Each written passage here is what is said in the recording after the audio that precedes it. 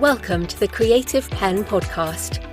I'm Joanna Penn, thriller author and creative entrepreneur, bringing you interviews, inspiration and information on writing craft and creative business. You can find the episode show notes, your free author blueprint and lots more at thecreativepenn.com, and that's Penn with a double N.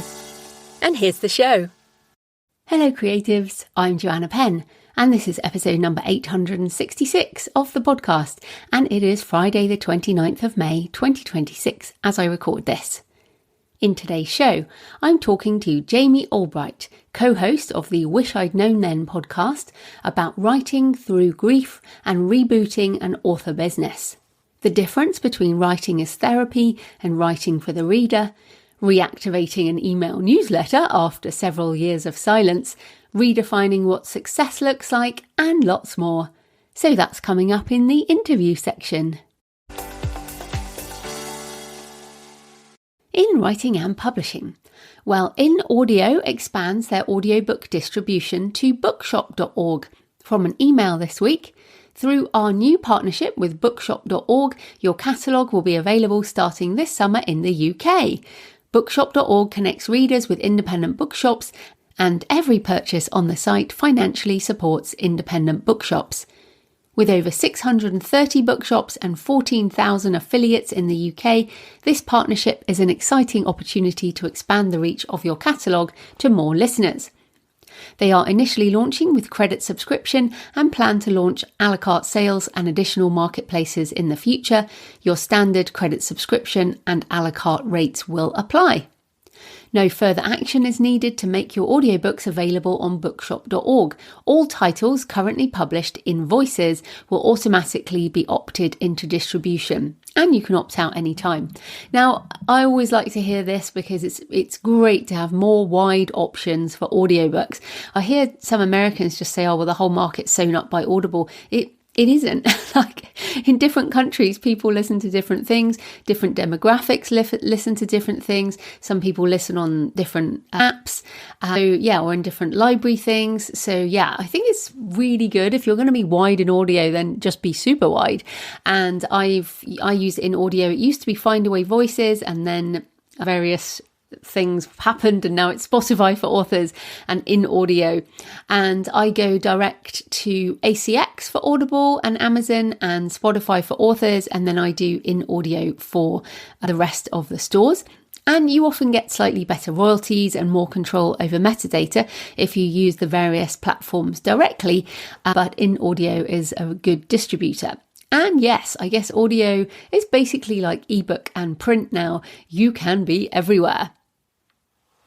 And then on writing craft and related to technology to some extent, over on the Author Nation podcast, Joe Solari interviews Chris Banks from Pro Writing Aid, who's been on this show before. And in fact, both Joe and Chris have been on the show separately, and they talk about the feedback loop that makes better writers. So first of all, embrace rapid feedback. Faster feedback loops are essential for improving your writing because they allow you to learn and apply corrections before you forget what you wrote. And this is where using the automated tools can be really useful, as they can give nearly instantaneous feedback. If you wait until you've finished a whole book, then pay for an editor, and the editor has tons of feedback for you, you might have spent months or even years going down the wrong track.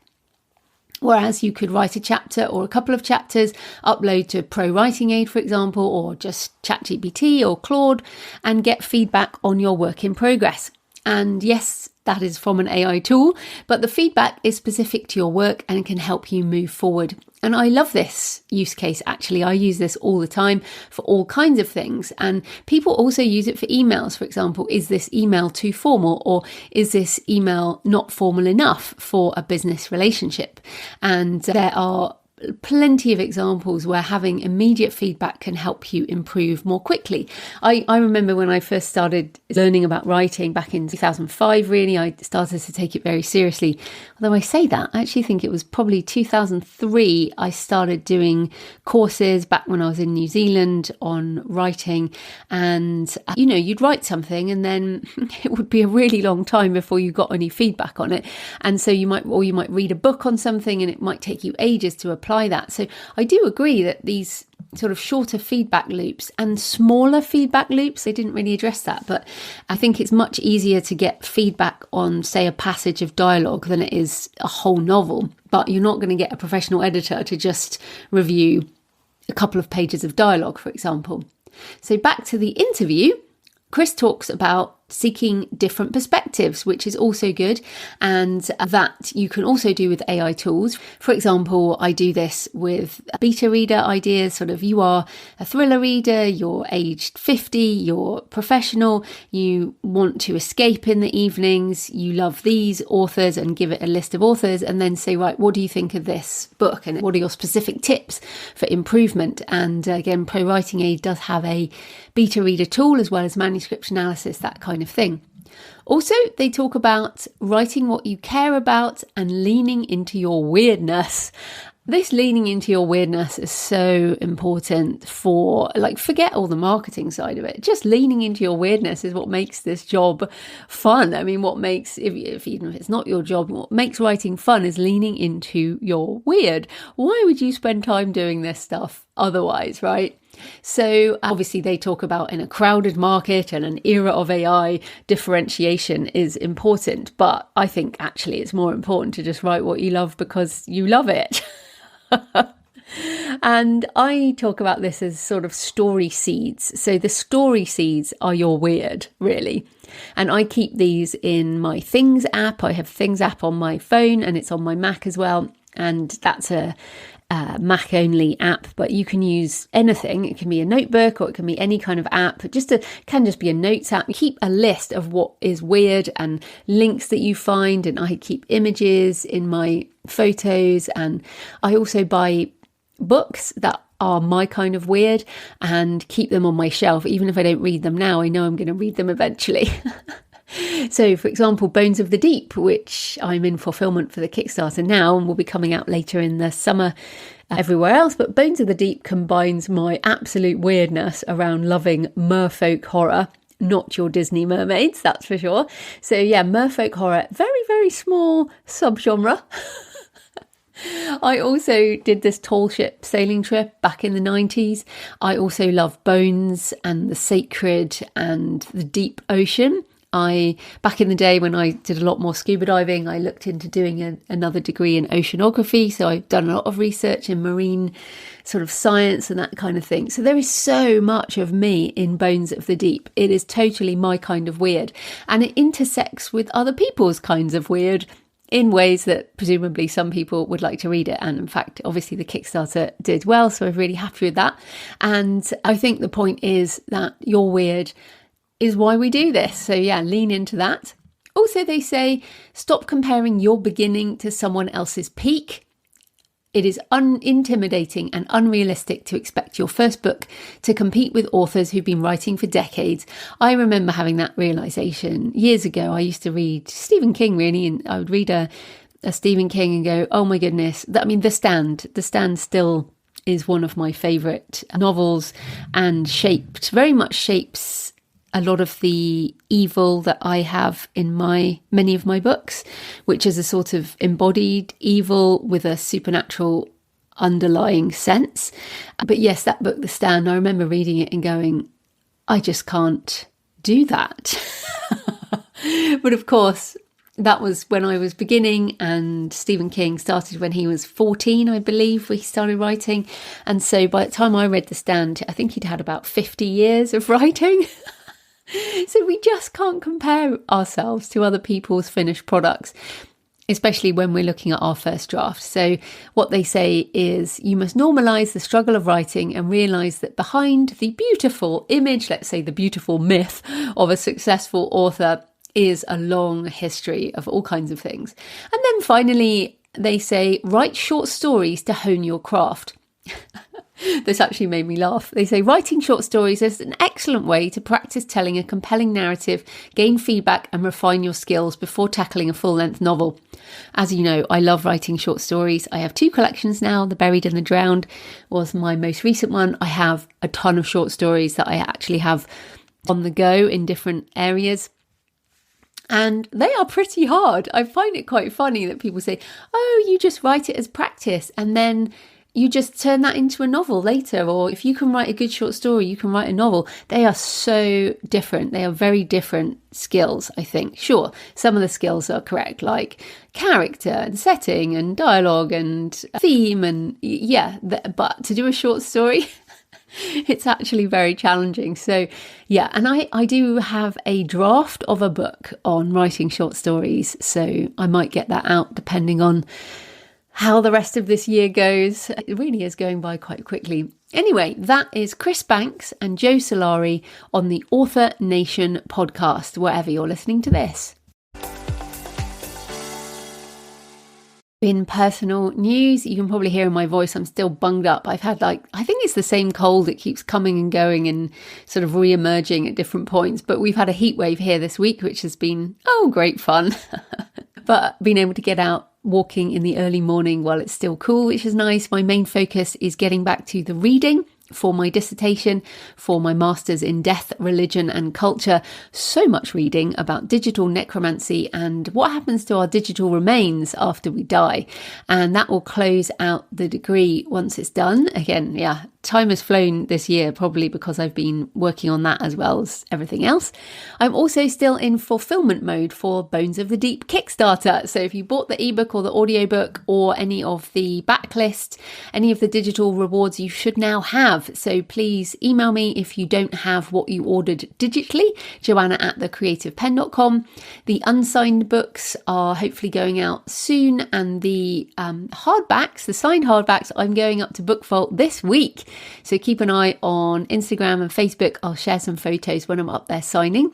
There are a couple of people who still haven't done their surveys, and they're probably not listening.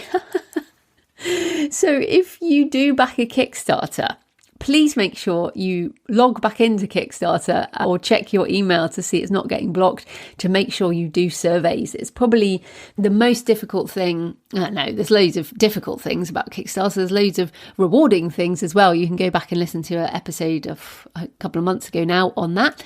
But the surveys, you kind of have to keep following up and hold back books if you don't have people's mailing addresses. So yes, and also on Bones of the Deep, if you have read it, I would love some reviews on Goodreads. If you finished, it is up there on Goodreads ready for reviews, and it will be out in, as I said, July, August, in the usual places. So thanks for your emails and comments and photos this week. On Jeff's accessibility episode, at Marshwood Vale 4367 said on YouTube, I have autism and use 11 Labs to help me edit, along with Pro Writing Aid. This was a very useful episode, thanks. Brilliant, glad that helped. And at William 2 Norman, also on YouTube, said, thank you and Jeff for this important conversation. I didn't even think about accessibility when I was vibe coding my latest 2 apps. We'll fix that today. And add alt text as a minimum. Brilliant. And finally, Janet sent a lovely picture of her writing in the sun in a garden. Great hiking boots, Janet. Love that. She says, this morning's office. I was up at 5:30 and my dog Sydney appreciated the early morning smells of our Fenland walk. Lovely to see you writing there, Janet. Okay, so please leave a comment on the show notes at thecreativepenn.com or on the YouTube channel. You can email me, send me pictures of where you're listening or any thoughts, or of your favourite cemetery or churchyard, joanna@thecreativepenn.com. I love to hear from you. It makes this more of a conversation. So today's show is sponsored by Publisher Rocket, which helps you with keyword and category research on Amazon, which you need for your metadata when self-publishing, as well as generating lists of keywords for your Amazon ads. You can do all this manually on Amazon, but it takes a lot more time and you have to think of all the different permutations to search for. And I found that Publisher Rocket saves me so much time and frustration that I use it for every book in every genre I publish. It makes the process easy, which, let's face it, is what we all need so we can get back to writing. And in fact, I've been using Publisher Rocket more in the last few weeks.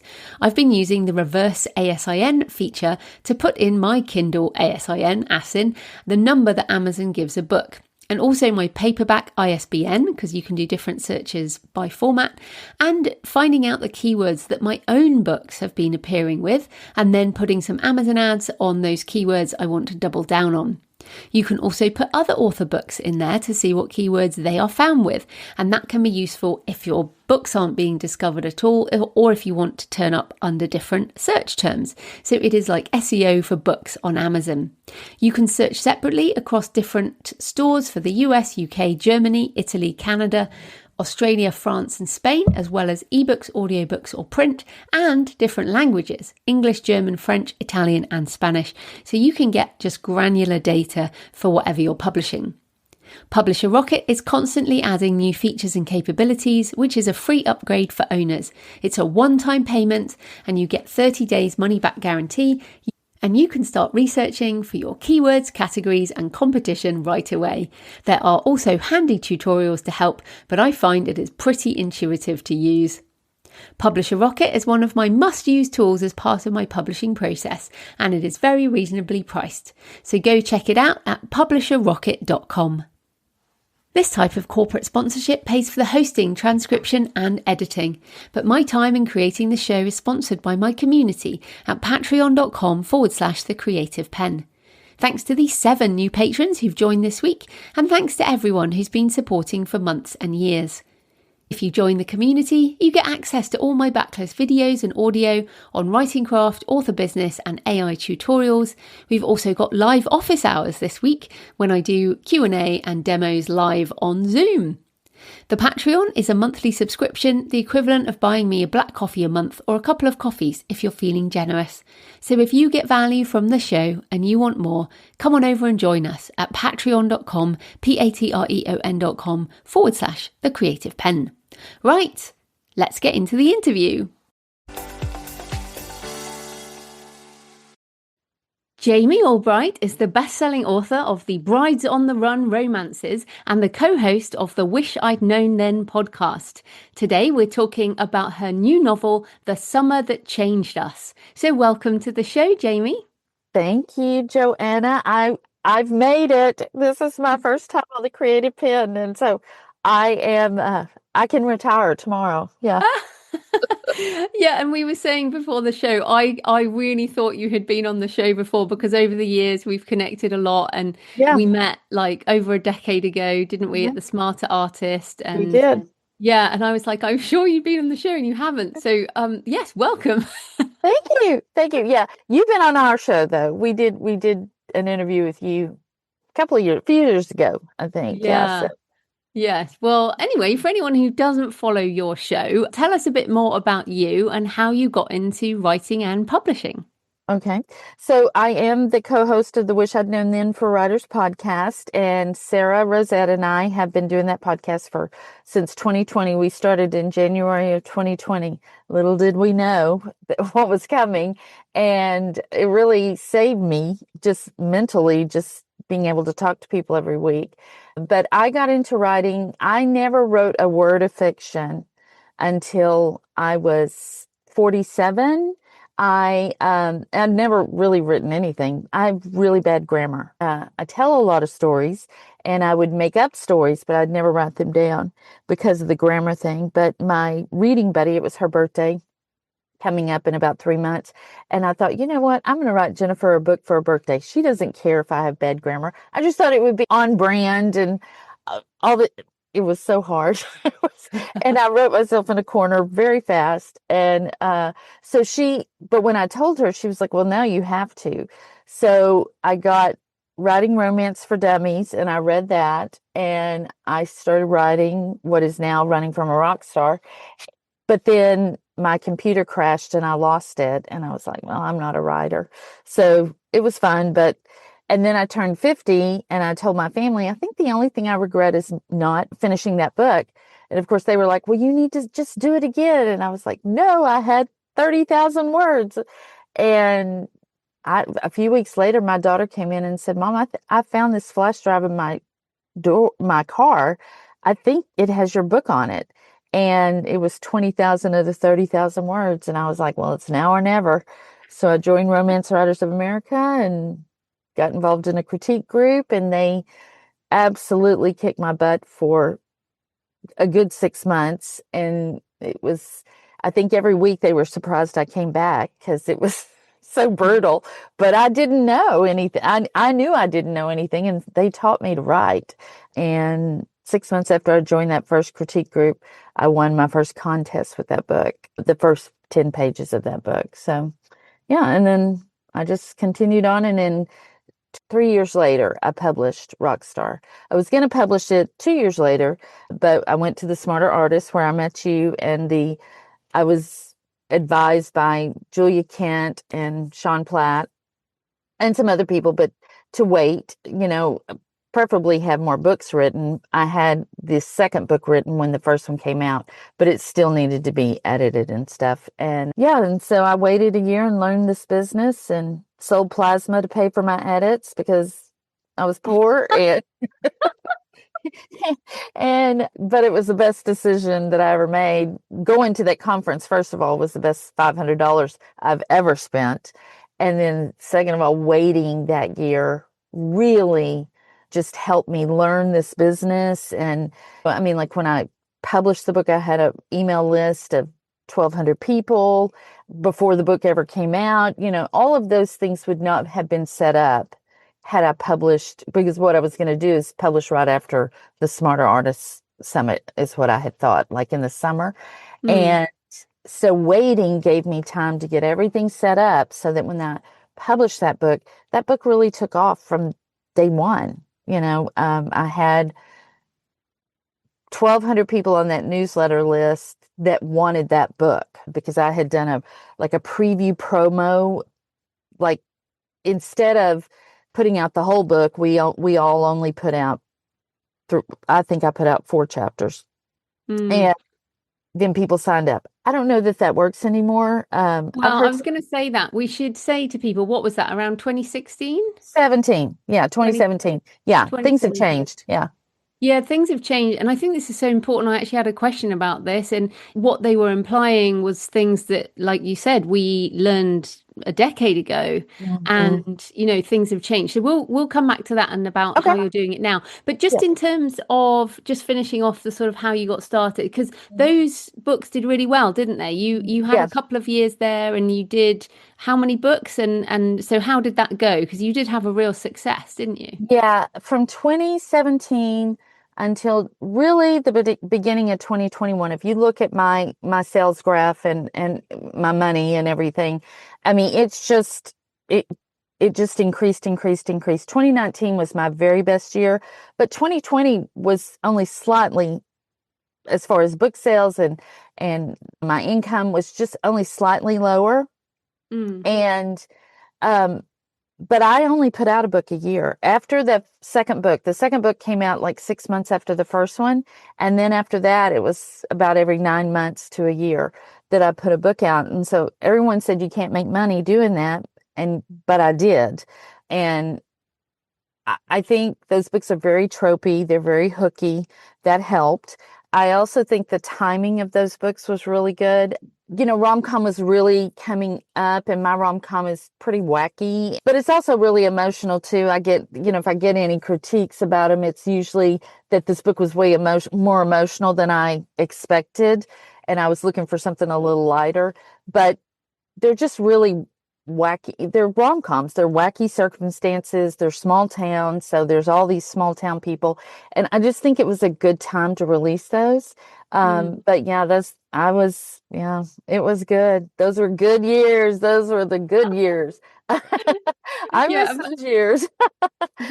Well, it's a good lesson because it's not always up and to the right, is it? And again, we're going to come back and revisit that. So then obviously pandemic hit, and then on a more personal level, over the last few years, you've had a sort of deeply difficult time that has led to The Summer That Changed Us, your latest book. So talk a bit about what's happened and why this book, and also why fictionalize it rather than memoir. I had that question. Okay. Well, what happened was, so 2021, my income was dropping, but it was still okay. I mean, I was still making enough, more than enough that, I don't have to make all the money in our household, thank God. But there was a level that I wanted to. But at the end of 2021, my sister, who I have four sisters, she was number four. Um, she had lived with cancer, lung cancer, non-smokers lung cancer for 10 years. And had she had the kind that if you had this certain, it was, you had to have this certain medicine, and they had these medicines that worked amazingly well, and until they didn't, and then they just put you on another class of that medication. And so for 10 years that's what she did. She rarely, I think she missed work maybe three times in 10 years. She people that met her never knew she had cancer unless they knew us and knew her well. She just never acted like she had cancer. We would have to say, remember, you have cancer. But at the end of 2021, they ran out of that class of drugs. There were some being tested, but none had been approved. Well, when she was diagnosed with stage 4 lung cancer. You don't survive very long having stage 4 lung cancer if with no medication. And so I saw the writing on the wall pretty much at the end of 2021. But of course was very hopeful that they could do something. But by May of 2022, it was clear that things were not going well. And then in July of 2022, she got a 6 to 12 week diagnosis. Just went in one day thinking she was about to get radiation, like not knowing anything. And they were like, no, we can't do radiation, and you should get your affairs in order because you have 6 to 12 weeks to live. And Oh, it was, people that have been through it, this feeling. It's like being hit by a wrecking ball. I mean, it knocks everything off your axis. Your whole world just implodes into this one moment, these people, this person that you love. And I live 4 hours away from my family. They all still live in the same small town. And I was in Dallas at the time. They live about 30 miles outside of Dallas. And so I was at my daughter's. And so I just went to my mom's and I stayed there. I was there for almost 6 months, because if you count the time I was in Dallas, because I was back and forth, because she was not doing great, but she was still okay. I mean, she had always rallied and come back. But once she got the diagnosis, I stayed. She would go home, but she would come back to my mom's during the day because her husband worked, and she was a teacher, so she was off during the summer. And so I was just there, and we all just took care of her. And then when she decided to go on hospice, she wanted to be at my mom's. They lived out in the country, and she didn't want to be out there. She wanted to be at my mom's. So we set her up in the living room. I mean, we're we're redneck country people. We bring our crazy people and our sick people just out for everybody to see. And so she's just in the middle of the living room in her hospital bed, and the world just revolved around that hospital bed. And so, but once that happened, once 2021, at the end of 2021, and I knew things were not going to go well, or, I really did not believe she would die, but she died a month after she went on hospice in October of 2022.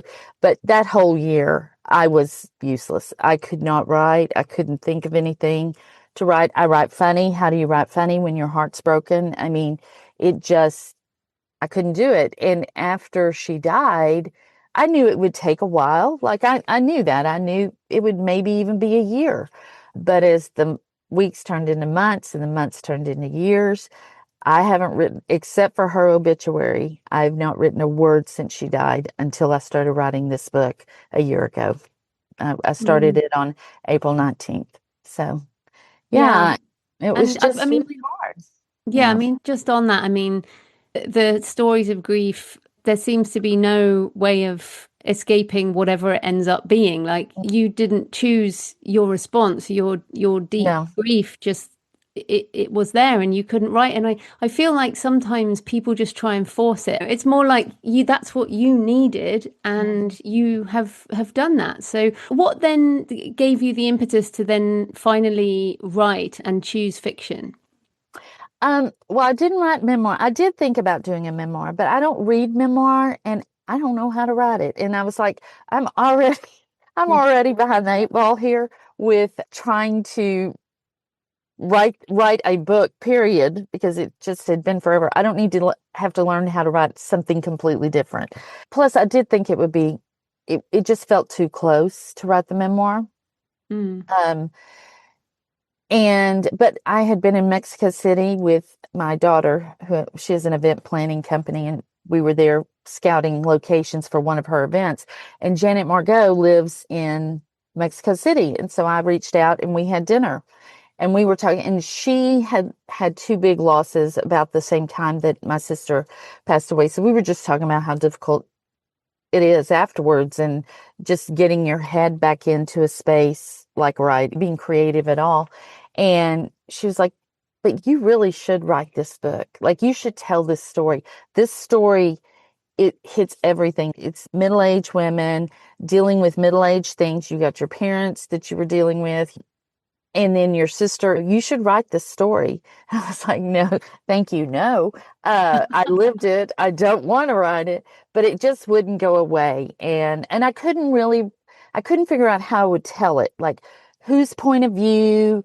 I couldn't do it from the sister that was dying's point of view because I mean, and be authentic. I didn't think. Yeah. And I was afraid to tell it, to have multiple POVs, because the book has a lot of characters in it, because my family is gigantic. I mean, just my immediate family, my sister's husbands and nieces and nephews, and my kids, my mom and dad, there are 35 of us.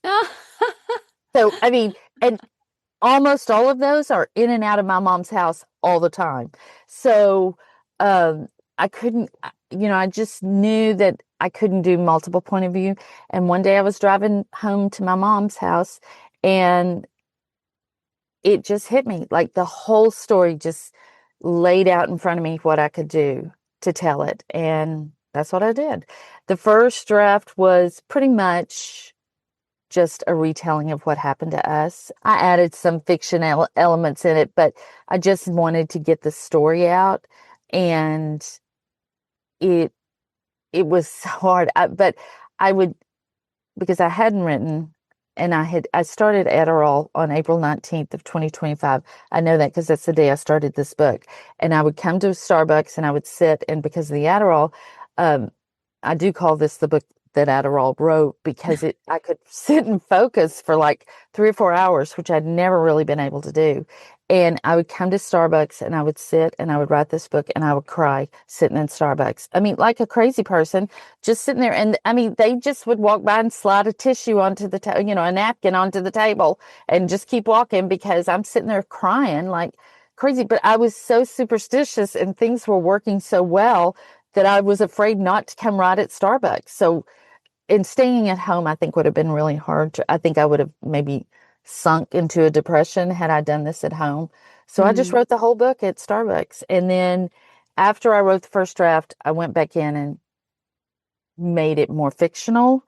But a lot of the book is a lot of what, especially her stuff, is a lot of what happened. I mean, she was just crazy. I mean, I tell a story in the book that this is the absolute truth. This happened. She was in college and she had convinced my younger sister to go to this honky tonk club, and because they were having a Miss Honky Tonk contest, and before she could get up on stage to compete as Miss Honky Tonk, she got in a fight with some girl, and the girl hit her in the head with a bottle and split her head open. And she was bleeding. My youngest sister was like, we've got to go to the ER. And she just refused, because there was a $300 cash prize for winning.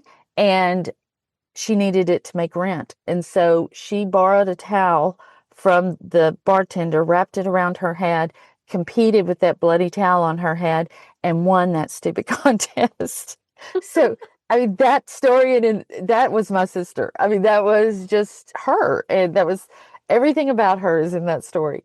And so a lot of almost all the stories that are in there happen to her in one way or the other, as far as, what happens to June in the book happened to my Mm. sister. So, Mm. Well, I mean, this is interesting though, because the same thing that memoir writers have is something perhaps you face, which is how much of the writing is therapy and how mm, much is for the reader. So you said there yeah. you sat there crying, and Hmm. absolutely writing for therapy is very important.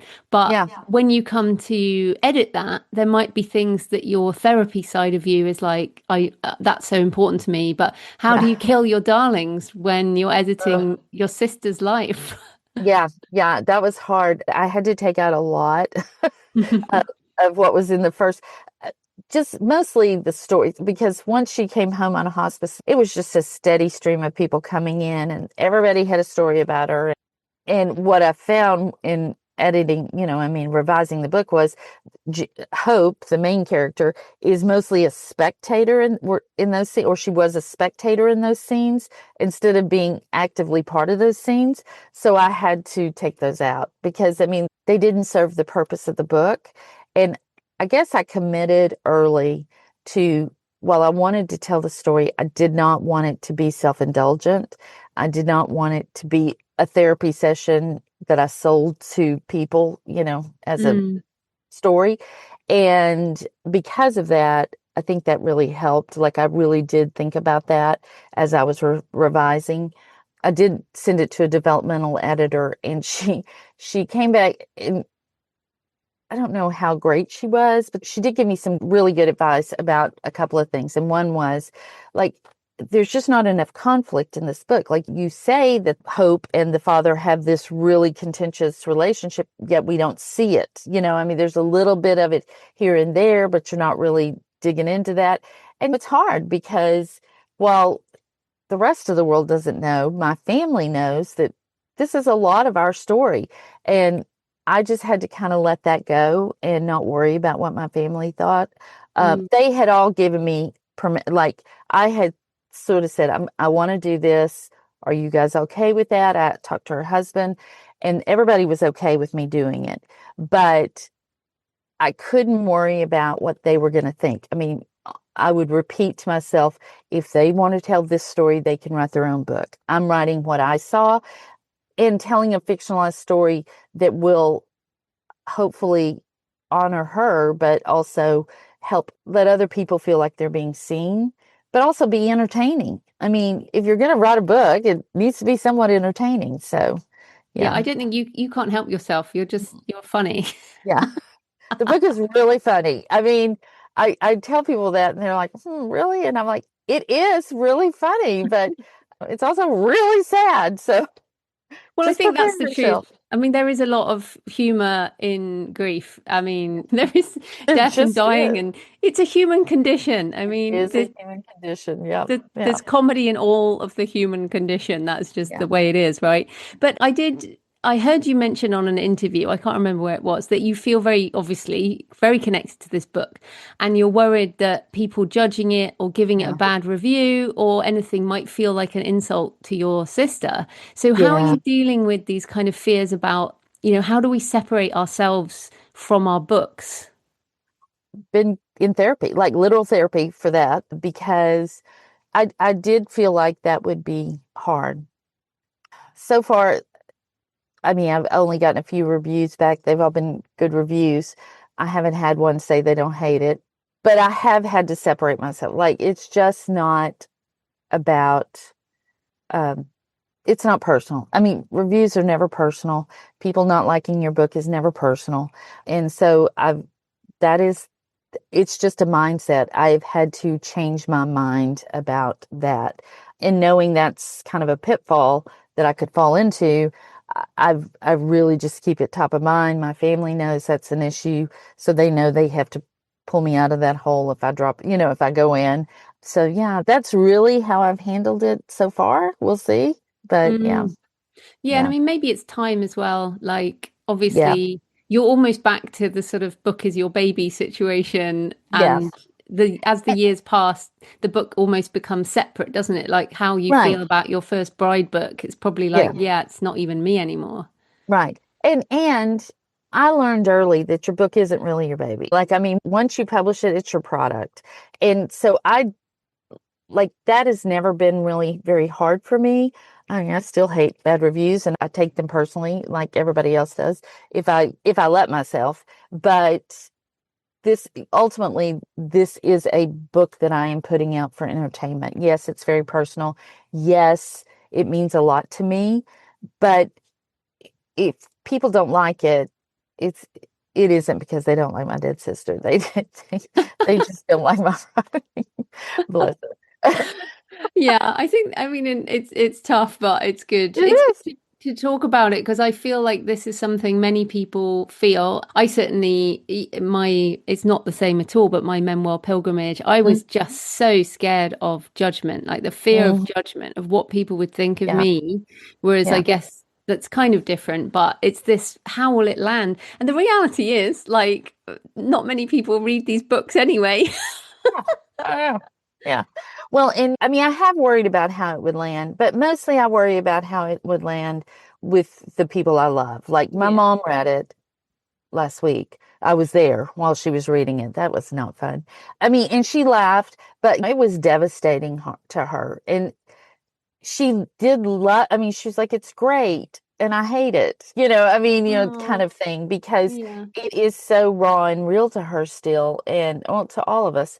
But that's where I worry. I worry about it, how it's going to land with them. But again, I've had to let that go.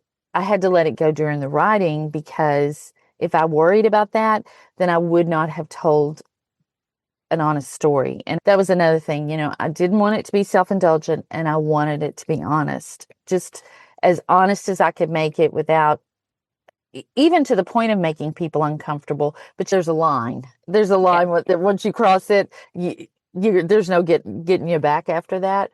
So I walked that line really carefully because I did want it to be honest Hmm. about how I felt, how other people I know who've been through something like this feel, and then just relationships. Because when you're in a big family, like my sisters and I, we adore each other, but we can also go toe to toe real fast. And it can get ugly because we know each other really well. And again, we're also just a little bit redneck. So we are not afraid to we don't pull any punches. And so, and your sisters are always the most honest people in your life. Um, but I wanted that to be true in this book too, both sides of that story. Yeah. So let's circle back to the business stuff and some of the things we talked about, because obviously this has been a really difficult time. There Mhm. was no way to deal with it in any other way, but your business has changed. Mm, And you had these great few years, good sales, and then you had other priorities. So, yeah. how are you rebooting the business? Because lots of people end up taking a few years out for whatever reason. How are you rebooting the business to try and sell some books? Yeah, I mean, to be honest, I mean, I have the remnants of a business. I have tried over the last 4 years to run some ads to get the Bride's book going. But here's something that's very interesting. And if somebody can tell me why this happened, I would love to hear it. I These books that have sold so many books, I mean, so many books, I could not give away. I couldn't give them away. It didn't matter what I did. I changed covers, I changed blurbs, I put them on sale, I took them off sale. I ran ads. I couldn't, ads wouldn't really, they didn't move the needle. And I know at a certain point that when you have it published and your books get pushed down in the algorithm, that is an uphill battle. But it's just like almost one day they just fell off. And once they started falling, I could not get them back. I just couldn't. So that I didn't make myself crazy, because also during this time, I'm just trying to keep my head above water. And like when I would deal with my books or go into my dashboard and stuff, I just would feel horrible. Well, I was already feeling horrible, so I didn't need to feel more horrible. So I just sort of let them go after a certain point. But I've started running some Facebook. I have one Facebook ad that's working really well, knock on wood, right now for my first bride's book. But the problem is this book and my bride's book are, I mean, the voice and the tone are the same, but they're different in a lot of ways. They're the same in a lot of ways. This book doesn't have any sex. The other books don't have anybody dying. But some of the things are really similar. And so I may have some crossover, but for whatever reason, this ad is working. My book one is ranked better than it's been ranked in forever. And I mean, like, really good. And I'm not spending a ton of money to do it. So I don't know what changed. I don't know. And I don't know if I'll ever know. But I've revised my newsletter and that's worked well. I still have around 35 to 40% open rate on a newsletter that I didn't send out for almost 2 years. I was sending it out, but then I kind of stopped and then I started again. Well, I was going to ask you about that because I often get people emailing me. They're like, I have a really old newsletter from several years ago. I haven't emailed them for years. So what did you say in that first email? Like, hey, I'm back. Like, what did you... I mean, I'm just like, remember me? You know, it really was kind of like that. Just, I'm back. You guys know life has happened. I'm sure you understand. If you're still here, thank you so much. And I have been writing. I have this book that I would love, I think some of you will really love. And yeah, that's really how it was. And I mean, from the first, like that first email even had even a higher open rate. I think it was close to 45%, which I had not sent out a newsletter in 2 years, literally. And so I was People were very, like, what happened? I mean, I a know. lot of people. Yeah. They're like, oh, she didn't die. That was her sister, not her. So yeah, I've just been really fortunate and they've been really, every time I send one out, I get just really encouraging emails back. And so I've sent out about the book. The majority of my readers are KU readers because my books are in KU, but this book I'm going wide with it. So one of the things I'm doing, because I have been a little concerned about, I mean, Janet Margot does a lot of Amazon ad stuff and she knows a lot about Amazon. And so we've talked a lot about whether I should use my real name, my pen name or my real name, or come up with another name. Should I worry about my readers buying the book and messing up my also bots? All of those things, because my readers are romance readers. I mean, some of them read women's fiction, but for the most part, they're romance readers. And I've just decided to stick with Jami Albright and to not worry about, they're just things you can't control. And so I've had to just hold everything with a really open hand with this book. But I am offering the book on my website so I'm selling it at $7.99. So I chose a high price point because I just feel like to sit with the other books that I want it to sit with, I need that price point. So I am offering it on my website starting at the end of this week for $5. So if they're KU readers and they don't buy books, but they want the book, they can get it for $5 on my website, which I think is reasonable. If that's absolutely too much for them, that's it. I understand and I get it. Things are hard right now, and if they can't do that, it's going to be in libraries, so they can request it at their library. But right now, that's the plan, and so hopefully that helps with the also bots a little bit too, even though. Again, I just can't worry about those things. But as a gift to my readers, I want to do this for them as well to give them a discount on that. Yeah. And obviously this is a standalone, right? This is not It Yeah, is. Yeah. yeah. Yeah. And so again, a bit like memoir, I mean, all the book marketing we talk about in Yeah. fiction, of course, is write a series. It's much easier. So it is difficult to market a standalone in Yeah. general. This, and also this is something that happened and it is a standalone situation. So do you feel like you're back in terms of writing? Have you got plans for more books, or do you feel like is this a business for you going forward, I guess? Do you feel like you want to re-enter this whole Yes, I world? do. I'm not like I have an idea for a book similar to this one, not, I mean, in the same kind of genre of women's fiction, kind of midlife fiction stuff. I have an idea. I've had it for, like, I had nothing for months and months and months. And a couple of months ago, this idea kind of came to me. I was like, oh, that's not bad. So I'm mulling, I Mm. do a lot of mulling. So I'm mulling it over. And that's the next book I think I will write. I don't know that I'll write rom-coms again, not because I don't love them. I do. And I love my rom-coms, but I feel like, I'm just different. You do not go through something like this and come out on the other side the same. And I don't know that I could carry an entire rom-com through without it being even more emotional than mine are now. And so, yeah, for right now, I'm going to write another one of these kinds of books where it's Mm. got a lot of emotion, got a lot of family dynamic or tension and dynamics and stuff like that. Yeah.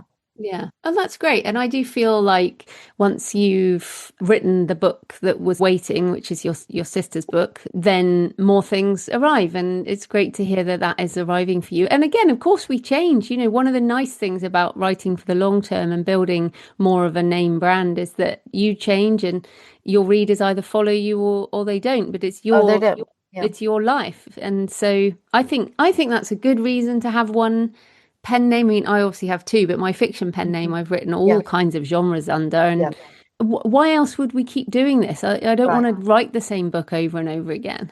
Right. And believe me, like me, I've had to eat a lot of crow over the last 4 years, and it's tasty with ketchup. And I have decided that a lot of the stuff I said is true about you write in one genre, you give the people exactly what they want, and you give it to them over and over again.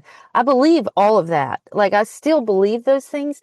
It's just that I don't know that I am capable of doing that right now. Also, I'm older. I mean, I am about doing the things that bring me joy and are not a drudgery. And I want to say this because I miss the success. I miss who I thought I was during that time. I miss the recognition. I mean, I'll freely admit it. Like, I miss being the person doing the thing that everybody said couldn't be done. You can't make money with one book a year. Well, watch me. And I did. I miss that. But what I don't miss, and I've had to be really, really honest with myself, which has been difficult, I don't miss the anxiety that came with that. There was a lot of franticness. And I think that if you are in a lot of groups, you see that franticness. And because I've had to, is that even a word? I've just made it up. But if you step back, like I've had to step back and then you go back into these groups and you hear authors and see authors, there's just this frantic sense that we're losing everything and we have to hold on with so tight to everything. And I was like that. I checked my ads constantly. I checked my dashboard constantly. My mom used to say, this should be fun. I'm like, Mom, it's a business. It's not fun. But I I recognized that I love that so much that I did just held on to it so tight. And I don't want to go back to that. You know what I'm saying? I I don't have the energy for that. I mean, since this all happened, I've gained 4 more grandchildren than I had. And so I have 6 grandchildren now. I want to spend time with them. I want to spend time with my adult children. I want to spend time with my mom and dad. And so I can't be frantic about my sales and are they going up? Are they dropping? All of that, and give emotionally to the people that I love in my life. And if the last 4 years have taught me anything, is the one thing you can never get back is time. You can never get it back. And that is so important to me right now. And so with this book, and one of the reasons I wanted to talk to you when we were talking about when I would do it, I wanted to do it before it came out because I've already won. Like writing this book, writing a book that honors the bravest person I've ever known, and doing the second hardest thing that I've ever had to do is the win. Like that's the win. And whatever happens with this book afterwards, oh gosh, sorry. Whatever happens with this book afterwards is just what happens with this book afterwards. And it's not going to change. It doesn't change who I am. And you told me that when we were in Vegas 2 years ago. I mean, that conversation really changed a lot for me because you said you are a successful author. Like I was still trying to come up with a plan to be a successful author again. And you're like, you are a successful author. You've had success. That makes you a successful author. You don't have to chase that. And that changed so much of my thinking. And I guess if I could leave listeners with anything, it is that we need to recognize the things we can't control and just deal with the things we can control. And I mean, that's kind of how my sister lived, I mean, that really is how she lived. She could not control her cancer, but she could control how she responded to it and how she went forward. And I think a lot of times when bad things happen, we want to make sense of them. We want a reason for them.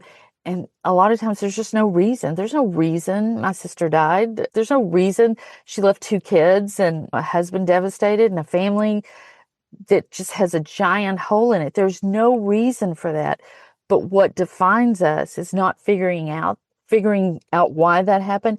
It's what we do with that going forward. And I think that's important for me to remember when I start getting caught up in all the franticness of this business. Yes, or not, as the case may be. You can just, or not, just let the book be what it is. And exactly. also, I do feel like these deeper books, they're more slow burn. You wrote books that kind of ran like the bride, and Yes. now we're not running like the bride. I'm tired. I don't run unless a wild animal's chasing me. Exactly. Well, look, we're out of time, but just tell people, if they haven't listened, a bit about your podcast, about Wish I'd Known Then with Sarah Rosette. Tell people what they can find over on that podcast and why you're still doing it, because you've been doing it throughout the whole time with not writing. You've still been podcasting. So, and it's absolutely saved my life. Absolutely. I mean, it's kept me in this business. So while I haven't been publishing, I still know what's going on. Like I know about direct sales and I know about what's happening with behind the scenes with them, with Facebook ads. I've kept in touch with those things because of our podcast. So it's an interview podcast like yours, but we talk to people about what they wish they had known about indie publishing. And most people have some certain thing that they've been working on or doing. And we talk to them a little bit about that too. But we ask the same questions every week to every guest. And it's so interesting how different the answers are and yet how similar they are. And I think that helps when you're going through it and you're like, I must be the only one feeling this way. But you tune into a podcast and you hear week after week, oh no, there are other people feeling the same way I'm feeling or struggling with the same things I'm struggling with. And hopefully we give people also just things to shoot for and to aspire to. We have some amazing guests and they've all been really gracious and really honest. I don't know if it's the questions or just because Sarah and I are our style, but they're really honest with us when they answer the questions. So it's a great show. I recommend it a lot. So where can people find you and your books online? Okay, you can find me at jamialbright.com, and it's JAMI albright.com, and I'm on all the socials as Jami Albright author, and my books are on Amazon right now, but this book is actually now on all the retailers, and so that's where you can find me. Brilliant. Well, thanks so much for your time, Jami. That was great. You're welcome. Well, it was an honor. Thank you so much. So I hope you found the interview with Jami inspiring wherever you are on your author journey. Let me know what resonated from the interview or the introduction. Please leave a comment on the podcast show notes at thecreativepenn.com or on the YouTube channel, or email me, joanna@thecreativepenn.com. Also, send me pictures of where you're listening or your favourite cemetery or churchyard. Next Monday, I'm talking to Austin Kleon about his new book, Don't Call It Art. So happy writing, and I'll see you next time. Thanks for listening today. I hope you found it helpful. You can find the backlist episodes and show notes at thecreativepenn.com/podcast. And you can get your free author blueprint at thecreativepenn.com/blueprint. If you'd like to connect, you can find me on Facebook and X at The Creative Penn, or on Instagram and Facebook at JFPennAuthor. Happy writing, and I'll see you next time.